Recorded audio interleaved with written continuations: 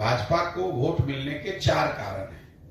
पहला, हिंदुत्व जो उनकी एक विचारधारा है, विचारधारा से जुड़ा हुआ एक बहुत बड़ा वर्ग है जो भाजपा को इसलिए वोट करता है कि उसका भाजपा वाले हिंदुत्व में यकीन है। दूसरा, जो ये नियो राष्ट्रवाद की बात शुरू हो गई है, जो गांव देहात में आप सुनते हैं कि भारत विश्व का गुरु बन गया, पूरे विश्व में भारत की शान मोदी जी ने बढ़ा दी, इतना बड़ा G20 हो गया, ये जो सारी बातें हैं ये राष्ट्रवाद की जो भावना है। पुलवामा का आपने देखा होगा, पुलवामा के नाम पर लोगों ने वोट दे दिया।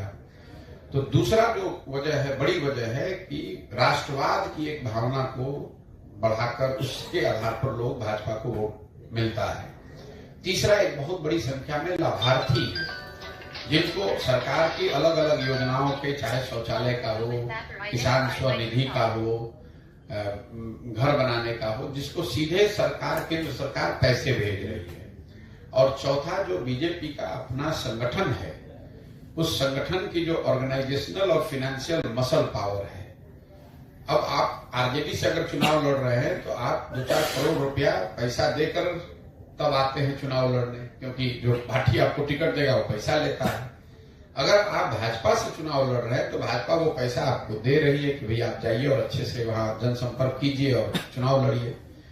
तो इन चारों विषयों पर कम से कम 4 में 3 अगर आप बेहतर प्रयास नहीं करेंगे, हिंदुत्व के सामने कोई बेहतर विचारधारा होनी चाहिए, राष्ट्रवाद जो भाजपा का राष्ट्रवाद है उससे बेहतर राष्ट्रवाद आपका दिखना चाहिए, लाभार्थी के लिए, लोगों के लिए जो भाजपा कर रही है उससे बेहतर लाभार्थी का आपका मॉडल होना चाहिए, और जितनी ताकत भाजपा की ऑर्गेनाइजेशन की, संगठन की जमीन पर है उसके मुकाबले का संगठन खड़ा होना चाहिए।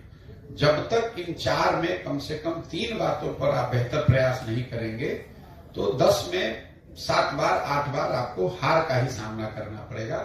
1-2 जगह जहां जीत हासिल हो भी जाती है उसका कोई बहुत असर नहीं है।